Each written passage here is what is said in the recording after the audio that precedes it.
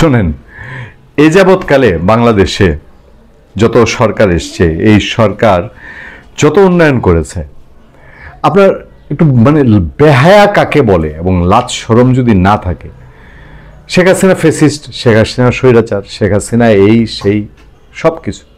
শেখ হাসিনা বাংলাদেশে যে উন্নয়ন করেছে এর চুল পরিমাণ উন্নয়ন এক হোসেন মোহাম্মদ এরশাদ ছাড়া আর কেউ করতে পেরেছে। হোসেন মোহাম্মদ এরশাদ দৃশ্যমান বাংলাদেশে অনেকগুলো উন্নয়ন করেছে। বেগম খালেদা জিয়া চেষ্টা করেছেন, বেগম খালেদা জিয়া যমুনা সেতু করেছেন, যমুনা সেতু উদ্বোধন করেছেন। এর বাইরেও ইনফ্রাস্ট্রাকচার, যথেষ্ট ইনফ্রাস্ট্রাকচার উন্নতি হয়েছে, কিন্তু একেবারে চোখে পড়ার মতন। এ বাংলাদেশ মেট্রো রেল চলবে, পদ্মা সেতু হবে, ডক্টর ইউনূসের মতো লোকেরও তো মাথায় আসে নাই, সাহসই করে নাই। উনি সাহস করে গ্রামীণ ব্যাংকের কয়টা শাখা বাড়াইতে পারবে।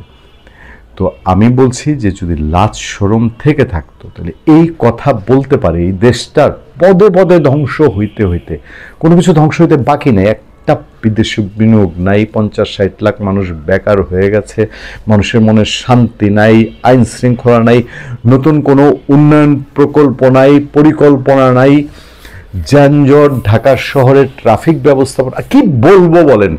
আমাদেরকে ফিরিয়ে নিয়ে গেছে 30 বছর আগে, যখন এরশাদ আমলে পাড়ায় পাড়ায় রংবাজরা ঠুসঠাস করতো। ঢাকায় প্রকাশ্যে ডেইলি মানুষ মারা যাচ্ছে, ডেইলি প্রকাশ্যে গুলি করে মানুষ মেরে ফেলতেছে, সেগুলো সিসিটিভি ফুটেজ ধরা পড়ছে। কোনো নিরাপত্তা ব্যবস্থা নেই। বাংলাদেশের সেনাবাহিনীকে নিয়ে মানুষের মনের মধ্যে নানান রকম প্রশ্ন তৈরি করে দিয়েছে এই সরকার। রাজনীতিকে একেবারে রাজনীতির 12টা বাজায় ছেড়ে দিচ্ছে। ইলেকশন হবে কিনা মানুষের মধ্যে সার্বক্ষণ দ্বিধা। সেই সময়ে কোন মুখে একটা লোক, ওই যে মাহসুদ কামাল বললো না যে তার পাবনার রাস্তাটা চিনায় দেন, 1.5 বছরে এত সাফল্য অর্জন অন্তর্বর্তী সরকারের মতো কেউ করতে পারেনি।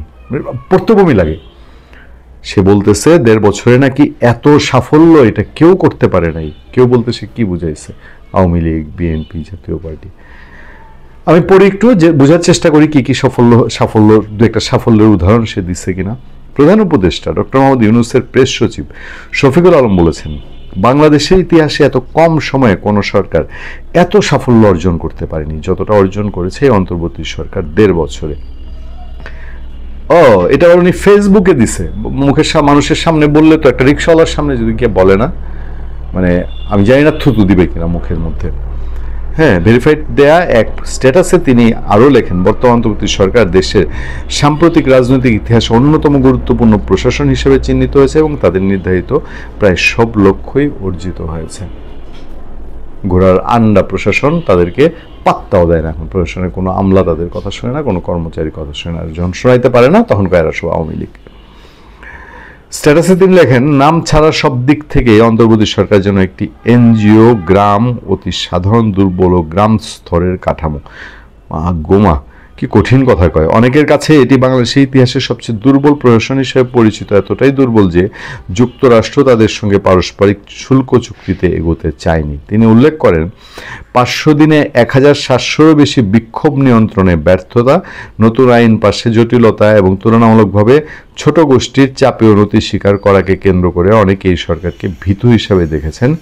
এমনকি পুলিশ প্রধান থেকে শুরু করে প্রশাসনের বিভিন্ন স্তরে অদক্ষতা ও নিষ্ক্রিয়তার অভিযোগও শোনা গেছে। কেউ কেউ তাকে কিছু না করা সরকার হিসাবেও আখ্যা দিয়েছে। তবে এসব সমালোচনার পরও শফিকুল আলম দাবি করেন, বাস্তবতা ভিন্ন। তার ভাষায়, ফিরে তাকালে বলতে হয় গত কয়েক দশকে বাংলাদেশের জন্য এত গুরুত্বপূর্ণ সরকার আসেনি। তারা তাদের অধিকাংশ লক্ষ্যই অর্জন করেছে। পয়সা কামিয়েছে, গ্রামীণ ফোনের সব ট্যাক্স মাপ, এক একজন উপদেষ্টা ফুইলা পেপা রঙ্গতামাশা হয়েছে, সব মপকারী কোটি কোটি টাকার মালিক হয়েছে। শান্তি ও স্থিতিশীলতা, বিপ্লব পরবর্তী প্রতিশোধমূলক সহিংসতা বন্ধ। ছি। বিপ্লব পরবর্তী নাকি প্রতিশোধমূলক সহিংসতা বন্ধ হয়ে দেশে শান্তি ও স্থিতিশীলতা ফিরে এসছে। মার্কিন শুল্ক চুক্তিতে অগ্রগতি, মানলাম মার্কিন শুল্ক চুক্তিটা করছে, আর আড়ালে যে নন ডিসক্লোজার এগ্রিমেন্ট কইরা গোপন চুক্তি দিয়ে আমেরিকারে দিয়ে দিচ্ছে শুল্কের চেয়ে আরও বেশি। রেকর্ড আইন প্রণয়ন, এটা খুব পারছে, যেটাই মন চায় এটা একটা আইন করে দিচ্ছে, যেটার কোনো এখতিয়ার নেই। ঐতিহাসিক রাজনৈতিক প্ল্যাটফর্ম, বাংলাদেশে অর্ধেক রাজনৈতিক দলের বাদ দিয়া মন মতো উদুমুদু সদুরে নিয়ে তারা রাজনৈতিক ঐক্য দেখায় দিচ্ছে। বিচার বিভাগ শক্তিশালী, আমি এটা নিয়ে আর আমি লাজবাব, আমার এটা নিয়ে কথা বলার কোনো শক্তি নেই। বিদেশি বিনিয়োগ বৃদ্ধি।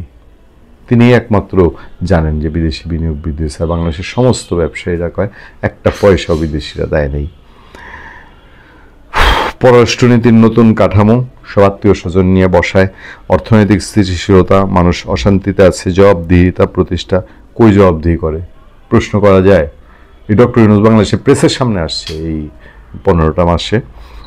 সংস্কৃতি জাগরণ দিছে, লালন উৎসব বন্ধ করে, ওই যে নবান্ন উৎসব বন্ধ করে দিচ্ছে দেখেন। আর কত উৎসব বন্ধ করছে, যাত্রাপালা, সার্কাস, মেলা সব বন্ধ করে দিছে। নিরাপত্তা সংস্থার সংস্কার, ঘোড়ার আন্ডা, মত প্রকাশের স্বাধীনতা, এই একটা জায়গায় সম্মান জানাই, সত্যি সম্মান জানি। আমি কেন শুধু সমালোচনার মুখে সমালোচনা করব? আমি শুধু এইটুক বলতে পারি যে আজকে যে আলোচনা করলাম, এই আলোচনায় যদি রাজনৈতিক সরকারের সময় করি না, শেখ হাসিনা, খালেদা জিয়ার প্রেস উইংয়ের কাউরে নিয়ে বলি, নাইমুল ইসলামরে নিয়ে বলতাম শেখ হাসিনা, অথবা আগামী দিনে আমার ভাই শাহরুল কবির খান যদি প্রেস সেক্রেটারি হয়ে যান তারে নিয়ে বলি, তারপরে তারেক সাহেবরে নিয়ে যদি সমালোচনা করি যেভাবে ডক্টর ইউনূসরে নিয়ে করি, অথবা শেখ হাসিনা, সজীব ওয়াজেদ জয়রে নিয়ে করি, তো পুরো একেবারে কি বঙ্গবন্ধুর পরিবার আইনেই করে ফেলছিল কি বঙ্গবন্ধুর পরিবার নিয়ে কথা বলা। এতদিনে 14 শিখের ভাত কয়বার খাইতে হইতো। এই জায়গাটায় শফিক সাহেবের আমি শুধু সমালোচনার খাতিরে সমালোচনা করব না, সীমিত পরিসরে অন্য দিক দিয়ে মিডিয়াকে আটকে রেখেছে। মিডিয়া অনেক খবর চাইলেও দিতে পারে না, কিন্তু কথা বলার জায়গাটায় তারা অন্তত রাজনৈতিক সরকারগুলো যেভাবে ডিস্টার্ব করে এভাবে ডিস্টার্ব করে নেই। অন্তত আমি ব্যক্তিগতভাবে যে ভুক্তভোগী, আমি আওয়ামী লীগ সরকারের সময় দেখেছি, হয়তো শেখ হাসিনা নির্দেশ দিয়ে দেয় নাই, শেখ হাসিনা বলে নাই যে পূর্ণিয়ারে গিয়ে থামাও, এরকম পূর্ণিয়ার খোঁজ নামে একটা ইউটিউব করে এনে বেশি বেশি কথা কয়, কিন্তু তার যে মেকানিজমটা ছিল, এই মেকানিজমে আমি শেখ হাসিনার সময়, আওয়ামী লীগের সময় অনেক চ্যালেঞ্জের মুখে পড়েছি, অনেক। এটা আমার আশেপাশের যারা একুশে টেলিভিশনে যারা কাজ করতেন তারা জানেন। এই ধরনের সিচুয়েশন এই সরকারের সময় এসে অন্তত পড়িনি। আমার পরিসর থেকে আমি বললাম, আমি বৃহৎ অ্যাঙ্গেলে মোটা দাগে মিডিয়ার স্বাধীনতা বলি না, কারণ মিডিয়াতে অনেক খবরই প্রকাশ হয় না, উপদেষ্টাদের দুর্নীতি প্রকাশ হয় না, অনিয়ম, স্ট্র্যাটেজিক্যাল ভুল, জঙ্গিবাদের উত্থান, পাকিস্তানের সাথে দহরম মহরম, অনেক গভীর আলাপ আছে যেগুলো মিডিয়া প্রকাশ করতে পারে না।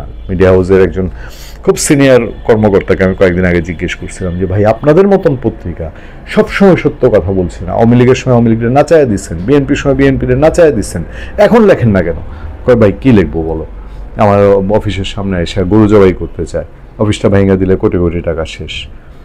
তো যাই হোক, সেই সব আছে, কিন্তু ওই যে আমার পরিসরে আমরা যারা ইন্ডিভিজুয়ালি কথা বলি, আমরা সেই জায়গায় এখনও তেমনভাবে কোনো বাধাপ্রাপ্ত না।